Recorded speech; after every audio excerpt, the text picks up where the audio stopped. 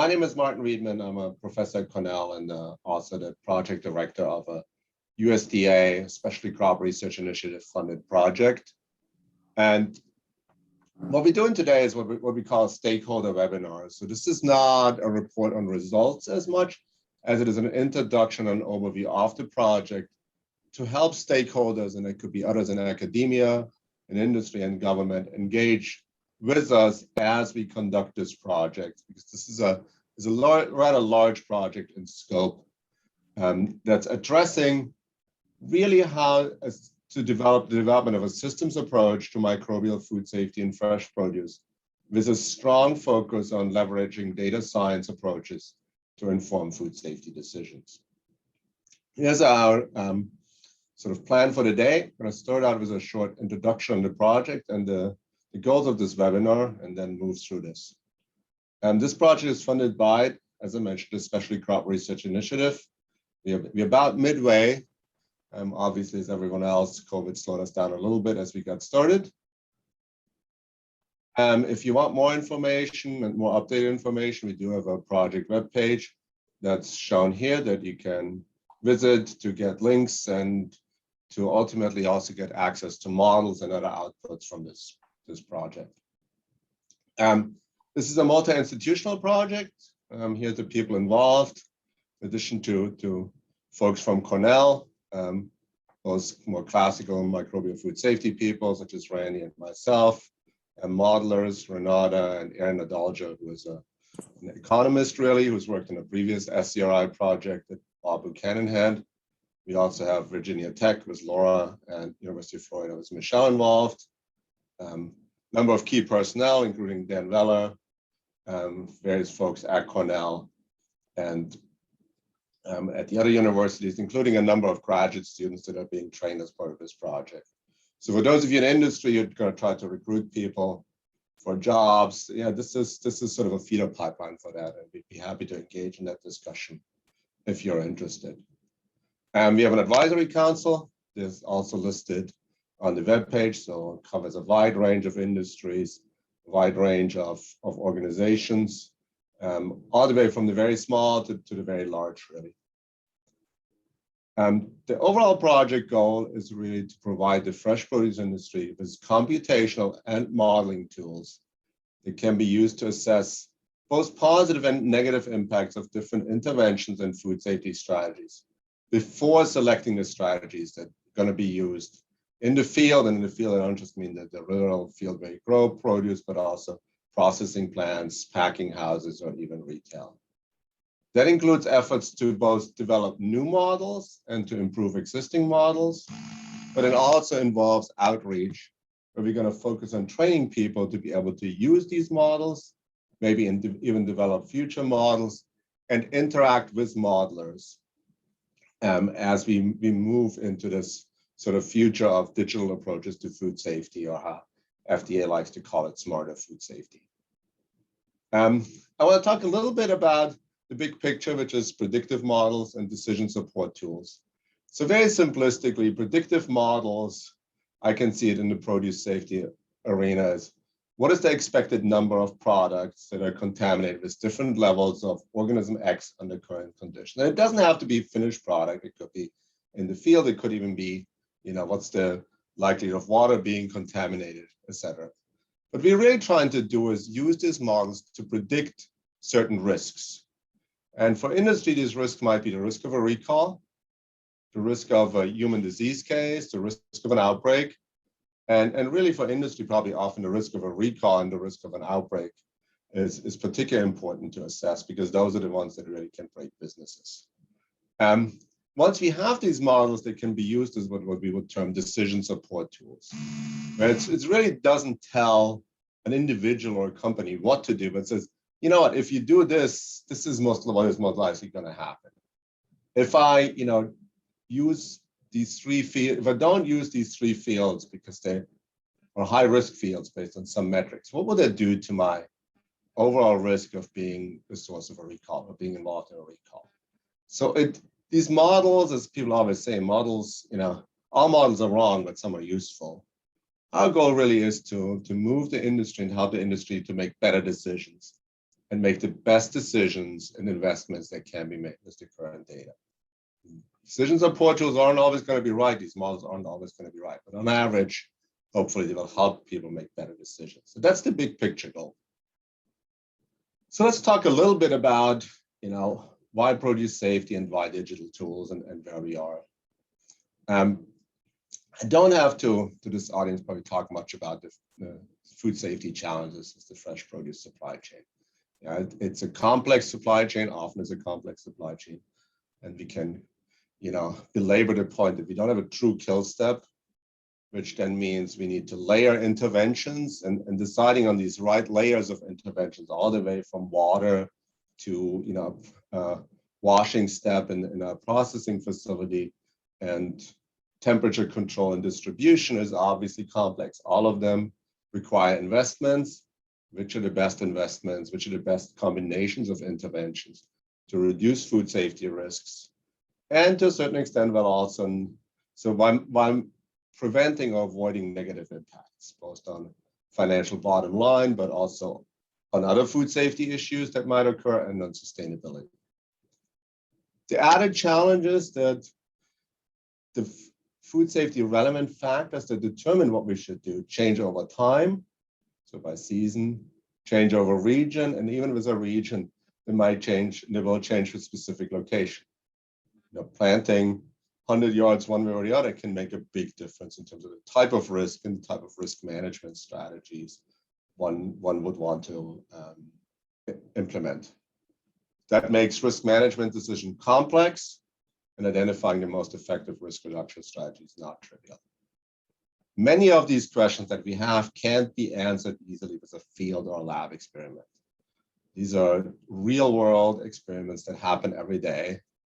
And industry needs better tools to make the right food safety decisions because essentially we do some of these experiments in our fields, in our water supplies, in our processing plants. We need to have the best way to arrive at the best decision to be able to improve food safety to the largest amount possible at any given time. And it's further complicated by the fact that many of these decisions involve trade-offs. Sustainability versus food safety. Do we put more money into testing or more money into, let's say, infrastructure investments? How do we strike all these balances? And our hypothesis is that these models can help people make better decisions. Our commitment is to work with industry to develop these models that can be used for decision making. Digital tools, the way we look at it, are models that can be used to assess the impact of different food safety interventions on the relative safety, so the food safety risk. We talked about once we build those models, we can use them as decision support systems. Those decisions can happen at what I call sub-processes, probably not the right word from a food safety engineering. They can be happen at the level of water treatment, level of a processing facility. But long-term, we really need to have these digital tools to facilitate what we would call system-based decision-making. Do I do an N60 testing of my finished product? Do I do it in my field? Or do I invest more money into doing testing of water, for example?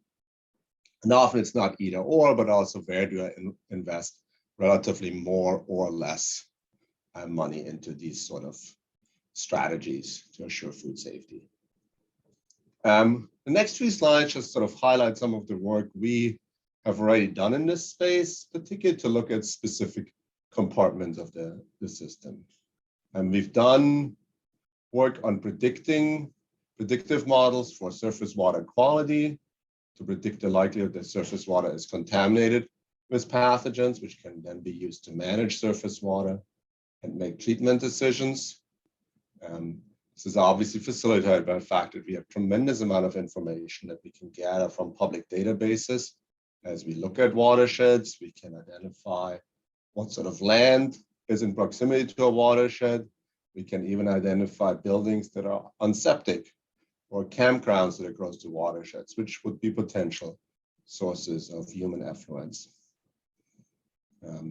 We published on this if you're more interested in it, and there's sort of a body of literature that we're continuing to make available on our webpage But I'm also happy to share with those of you who want to dig deeper into this. We've done very similar work at predicting the risk of pathogen contamination at the field level. This is a map that is a Cornell field, so it's not a commercial field, but these are fields that are sort of used for commercial style production, where we can use data to predict which areas have a higher risk of pathogen contamination. And in this case, some of the factors were proximity to pastures, proximity to water. We further refined these models as published in another paper. So we have quite a bit of experience of using these geospatial models to identify locations that can increase risk of pathogen contamination at the field level.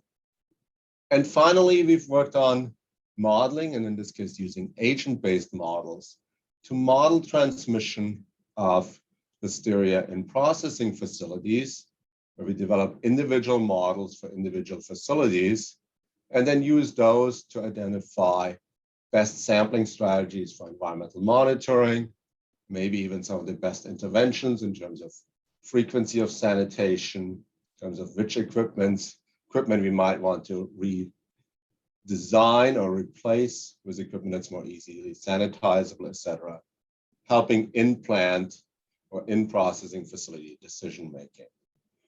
We can do some cute movies on this that show how people and Listeria moves in a facility. So you can see here, or sort of envision here, 2 processing lines in this facility. You can see various connections. You can see people moving in and out. And what you can't see, well, you can only see if you look very carefully, there's sort of small yellow dots that are Listeria, and that model how Listeria moves around. And these models can then be used to predict which environmental monitoring programs might be quickest at detecting a Listeria issue. So we've developed bits and pieces of models. We developed models at the primary production stage. We developed some models at the processing facilities. There are some other models available. We're working on some of them in other parts of the food chain. But what's missing so far, and what is a major focus of our work going forward, is really to tie all of this together to essentially build a digital twin of the whole produce supply chain that we can use for decision making in using a systems approach for how to best improve produce safety. And for those of you who are not familiar with the term digital twin, the idea of digital twin is really sort of termed from application of digital tools to human medicine, where the sort of goal would be to have, for every one of us, every person, to have a digital twin that is sort of a representation of us, our metabolism, our genetics, everything else on a computer that one could use to literally model out what would be the best treatment for any type of disease or aberration that we have, because we can predict, for example, how quickly Martin metabolizes a drug versus someone else, which would help us to get the right drug doses. We can look at genetics and saying, you know, with you having these enzymes encoded in your genome, this drug will work better than another. And so we can combine all of this to really model out a disease treatment before we actually use it in a live patient. Same idea here. We model out food safety interventions before we apply it to the produce supply chain. So that's sort of our reach goal of this project. It's obviously not going to happen in the next 2 years, but we're going to make steps towards that and continue that journey. So with that, let's go into what we're actually doing in this project specifically. Again, I'm not going to delve deep into what results we have or what we're doing, but I'm going to give you a high-level overview for you to then, ask us questions, provide us with input, and ultimately engage with us as we progress on this journey to developing these digital twins. So we have 6 objectives. The first 4 of them really focus on model development, and then the next 2 focus on training. I'm going to just quickly walk through them one-on-one. So the first one is to focus on the development of farm-to-consumer hazard transmission model. So this gets us sort of starting point to these digital twins. First, we start out with really sort of the very classical quantitative microbial risk assessment type approaches. where we can start to then integrate some of these models that we developed already that I showed you.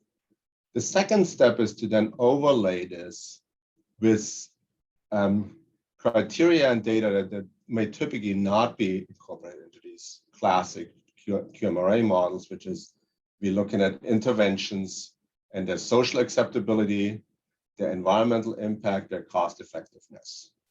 For this work, we picked two model systems. One of them is leafy greens and E. coli 157H7, and the other one is Listeria and fresh cut cantaloupe. We're all aware of the fact that in both areas, we've had major outbreaks, whether we look at romaine lettuce or Listeria and cantaloupes, which is part of the reason what drove the selection of these two models. It's also two different pathogens. So with Listeria, more focus on what happened in the processing plant.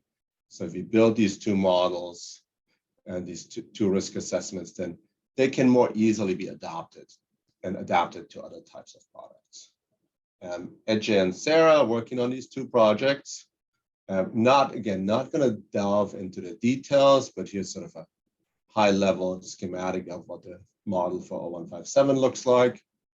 And here's one for Listeria monocytogenes, high level. Right now, these are more your classical risk assessment, public health risk assessment models, where we look at predicted number of illnesses. Ultimately, outcomes of this will also be things such as the likelihood of a recall. The second one, objective, focus on further developing these GIS tools that are introduced to you already. So GIS tools to predict food safety hazard introduction, or the risk of food safety hazard introduction from ag water and environmental sources at the pre-harvest level. This is a project objective that is led by Laura and Michelle, and as well as Dan Vella, making key contributions, and two students working on this project. Here we've really been focusing at this point on identifying a broad set of data to help us take these models that we have already developed and expand them with appropriate input parameters to be applied across different regions and areas and seasons. So in the data collection process, we can then use it to validate and refine the models we have, and then ultimately create these decision-making tools. Here's some ideas of some of the associations and some of the factors, predictors for risk that we could look at. There could be soil micronutrients, could be soil health practices, such as application of phosphorus and potassium to soil. And then obviously long-term also GIS coordinates, or look at proximities.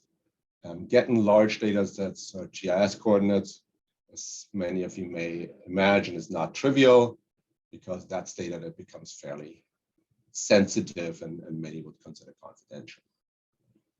So far, what Laura, Michelle, and their team has done is to really create a large or bring together a large set of data sets that have already been published, whether it's in the peer-reviewed literature or whether they're government sources.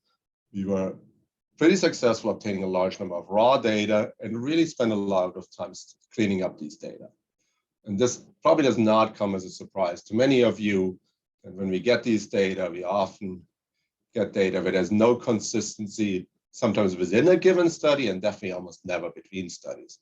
The way we record dates can differ, the way we spell things can differ, the way we set up things, whether we make it easily manipulable by doing an underline versus just two different words, all of that stuff is all over the place. How we report percentage values and proportions is different.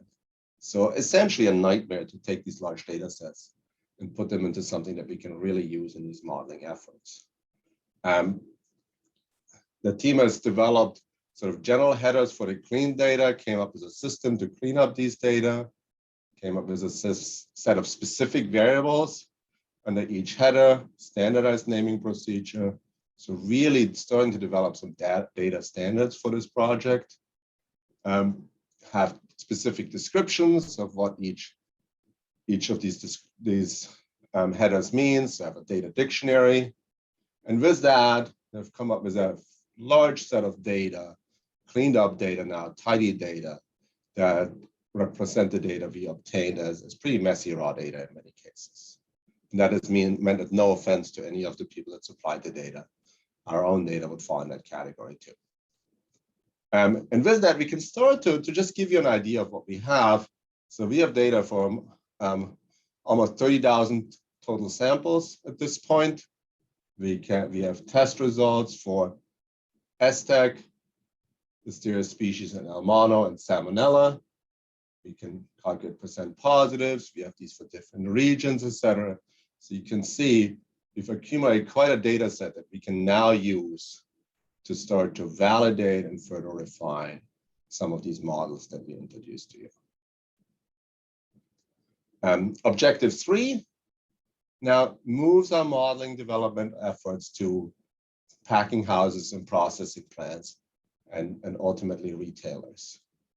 This is more, at least in our mind at this point, the domains of some of these agent-based models, because we really look at contacts between people, equipment, and how that moves around pathogens with a particular focus on Listeria, obviously. So we published one first paper on some of these models for to improve Listeria environmental monitoring programs in fresh cut produce facilities. So you can sort of see schematics of the facilities, very similar to what I showed you earlier today, that we use to run these agent-based models. And to give you an idea of what we can do is this, we can now look at true prevalence, and it's not the true prevalence in the facility, but the true prevalence in our in silico, in our modeled facility, because we can basically get Listeria numbers for any site that is included in the model, and then look at the performance of different sampling procedures. We can evaluate the current procedure used. We can evaluate what would happen if they follow a procedure that is similar to what FDA recommended in one of their guidance documents, which essentially said 50% of samples should be from food contact surfaces, and then see what would be the performance if we use the model to actually tell us what are the best sampling sites. So we can compare different sampling schemes and really use that to help us figure out which sampling scheme will perform best to identify locations where Listeria is in the environment. Obviously, now the link of this needs to happen to finished product contamination at recall risk. Objective 4, which we're just getting started on, is now to take both the models we developed here as well as the other models that are publicly available and develop this into a library of models that really then become more easily accessible to industry and makes it easier for them to also pick the specific models that might help them answer their questions, where we have source code available so they can be modified as needed. The process we're going to use for this briefly starts with a scoping review, industry survey to really find out what does the industry want from the models, how do they use it, and then development of a library website using a participatory design. This model will be hosted on our program webpage that I introduced to you earlier. Will include models and computational decision support tools. Sometimes we might even have apps available. And then we organize it, into systems models, but then also models for the different compartments of the produce chain, all the way from pre-harvest to retail. So we'll provide you with short explanation of the models, appropriate applications, if we can, if we're available training videos, etc. And we will make sure that the model developers confirm regularly that these models are still available and have not been superseded by new versions. So this is really the modeling part of this project. Next to our training, because it's not enough to develop these models, we need to have people that can use them, can develop them, and really translate these models into food safety decisions. Again, the decision support tools, they're not magic bullets that tell you what to do. The first training focuses on an outreach, so it's more classical extension program to provide technical training for current industry members. So this is the idea here is to develop a curriculum, and we've done this for other commodities, that starts with core courses, which starts with sort of an intro to food micro, because some people might not come with a food micro background to this. They might come more with a computational background. Course curriculum, for those of you working in academia, probably very familiar. We have a course description. What is it? What are the learning outcomes? And we will develop it in this way. So we started on this. Right now, there aren't any courses available. Some of the courses will not necessarily be developed from de novo, but will be courses that are already available. So for some of our academic or other colleagues on this call today, if you say, hey, this looks cool, or this looks like you replicating what we already doing, or 50% of stuff we already have, let us know. We'd love to work with you to sort of incorporate some existing courses into this and direct traffic essentially to your existing courses. So some of this will new developments. Some of this maybe be literally traffic cops just saying, hey, in order for you to work in this space, you need to know basic food safety, basic food micro, take this course at Rutgers, whatever university it is, because that will fulfill those requirements. The final objectives is sort of more of a long-term strategy to train people that use these models that focuses on graduate and undergraduate teaching. Here we will develop, and we're in the process of developing different sets of produce safety and modeling modules that other universities, food safety faculty at other universities can take if they want to cover these aspects. We know that some, or maybe even many universities cover these things. That's not really targeted towards them. But in the other universities, really, we have a food safety person, but they're sort of like Martin, they're just no dairy. And we want to have produce safety knowledge, convey this to our undergraduates, but it would be easier if we have something that we can offer to them. That's what these modules are for. So we have an undergraduate produce safety module, that's 3 lectures, that's completed, that's available. Then we have a modeling module, that's 3 lectures, and then similarly for graduate students.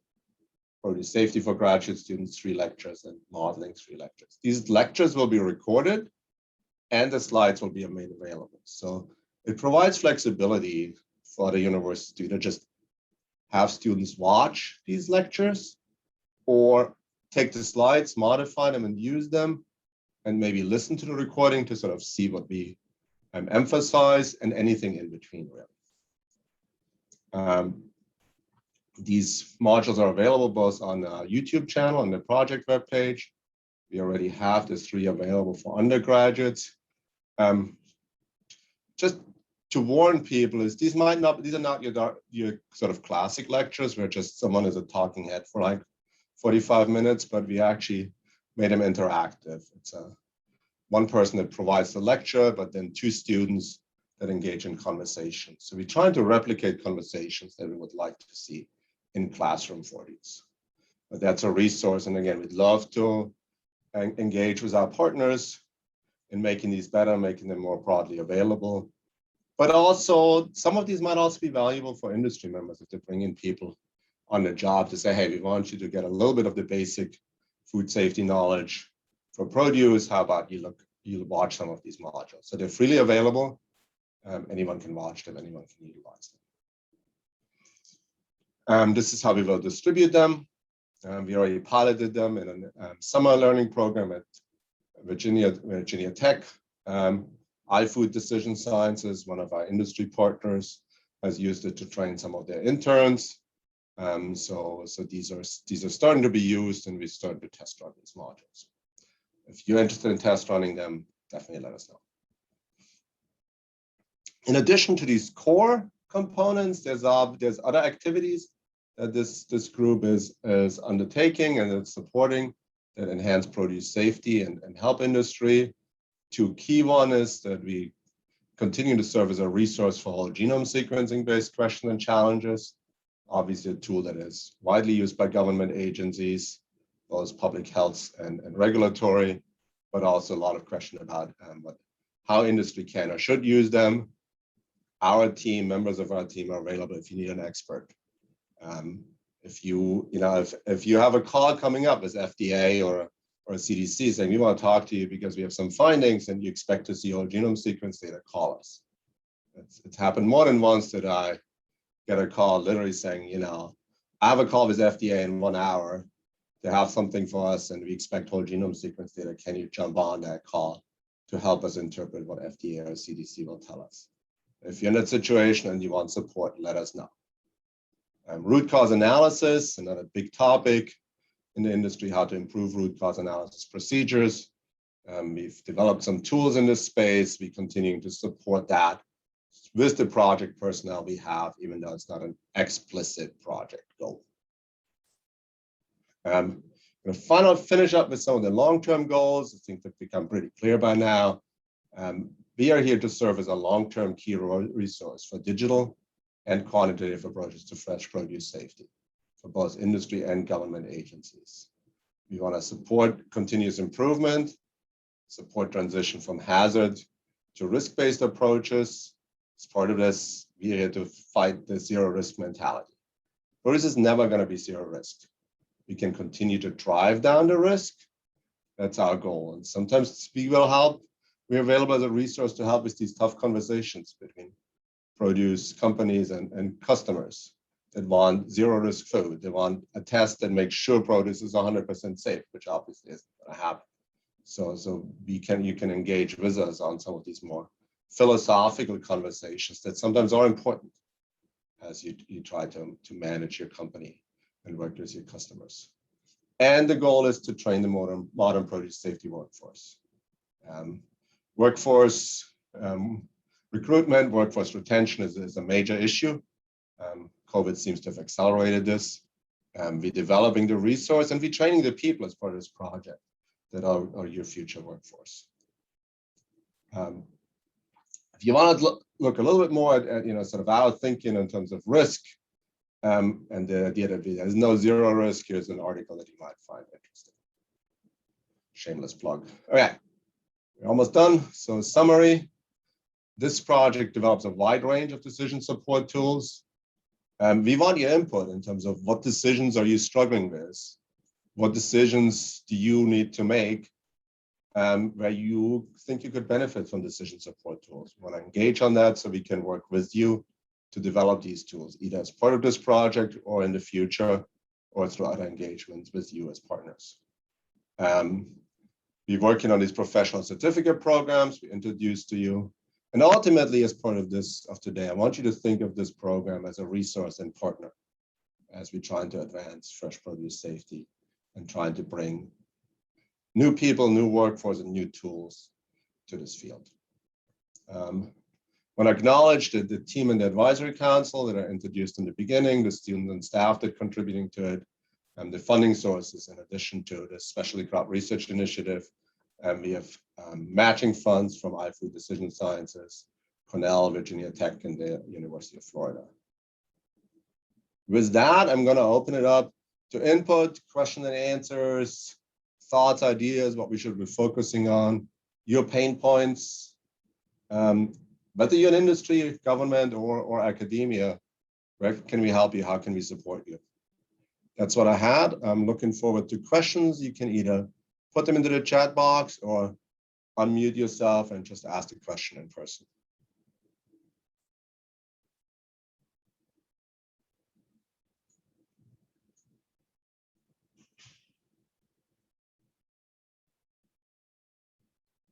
We will record this, or we have recorded this, so we will make this available on the web page. So if you want to, you have to come on late, want to hear the whole thing, or you want to have some of your colleagues listen to it, that will not be a problem.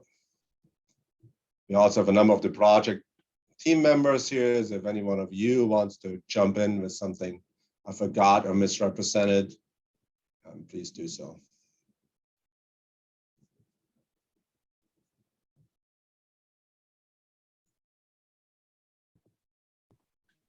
Martin, this is Jill Holland. I can see your hand. Hi, Martin. I wanted to, at the beginning of your presentation, it seemed to be focused primarily on Listeria. And later, I did see where you included E. coli or S-tex and Salmonella. Is your focus to be on those three major pathogens, or how are you going to assess each pathogen as a separate entity? How are you going to deal with the multiple pathogens? Or are you going to look at just the primary ones associated with produce outbreaks? And second question, are you doing just produce as in, I guess by definition, vegetables? Or are you also looking at fruit and other types of produce? Okay, I'm gonna take, so first question, I had this listeria tattoo that I had on my backside removed a few years ago, so I do not just work on listeria anymore. You are right, some of the beginning stuff, which really sort of highlighted some of our previous work, focused on listeria, but this project covers all key pathogens, and I would say probably more of a focus on Salmonella and E. coli than listeria. So, and as you see, about some of our partners really done a lot more work in these other spaces. So no, it is not a listeria project. It is an agnostic. Right now, the focus areas are those three. So listeria, Salmonella, and E. coli. We don't have a cyclospora focus at this point. So it was sort of, I assume, sort of almost an implied question. But we also not focusing on the viral pathogen. Right now, it is focused on bacterial pathogens. Now, that doesn't mean if someone's like, hey, we really need you to apply these tools to some of these other questions, how can we make this happen? Talk to me or to any one of the team about how we can expand the scope. But I would say right now the scope is defined as bacterial pathogens transmitted through produce. So no current cyclospora or viral work on it. So then the second question is sort of the commodity range, right? I think it really is sort of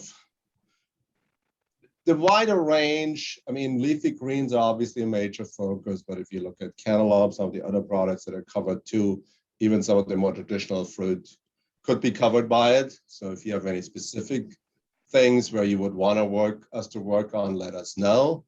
The major focus really is on picking what we call model systems. So it's like, hey, if we develop these tools for, let's say, raspberries, can we apply it to other types of products rather than developing just for one product at a time? If someone is interested in something very narrow, we probably have to have a discussion of how we support that.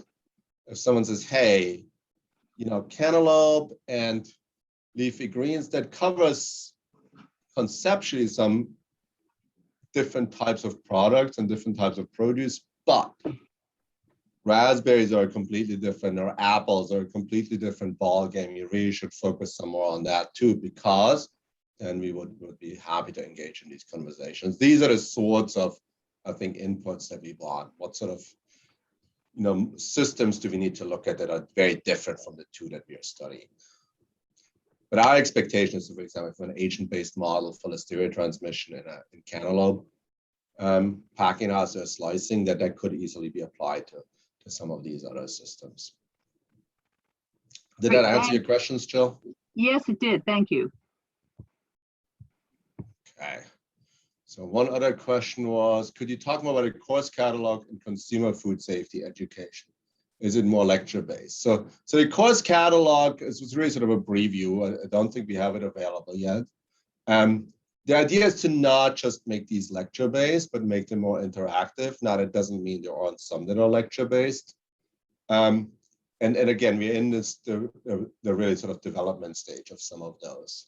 But our tendency is, or our plan in general is to do hybrid. So maybe like 8 hours, web-based, with some interactive parts. So these interactive parts could be just answering questions. It could also be like a session with instructors, and then another day, particularly for some of the more advanced courses, which could be an in-person training or a virtual interactive training. So for example, for environmental monitoring, we have done activities where we take a group and break it out into subgroups, and each subgroup develops an environmental monitoring program and then presents it to a larger group with, oh, what fun, me sort of criticizing the different programs and saying, what did you think here? What did you think there? And make it more interactive.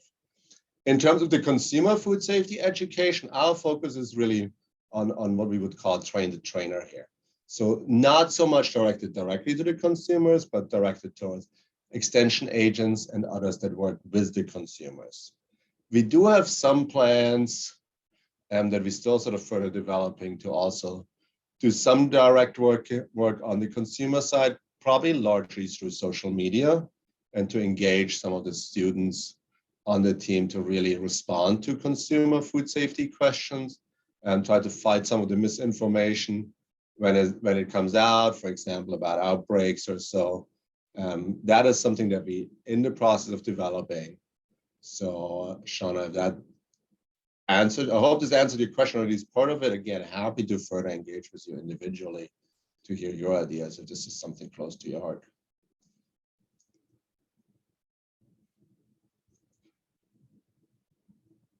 Okay, you're gonna have to tell me what T2T is.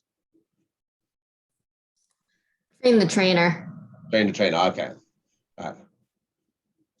Now that's a good idea to talk about farmers market vendors, talk to consumers, how to get people at farmers markets to be able to talk directly to consumers. That's a great suggestion, so thank you for that. So Sarah, just if you can make sure we download the chat so I have this one captured. Cool.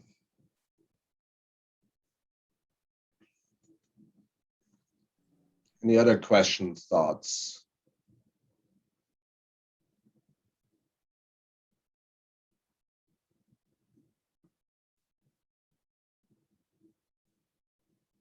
See whether I can see some hands up there. None of them. Right.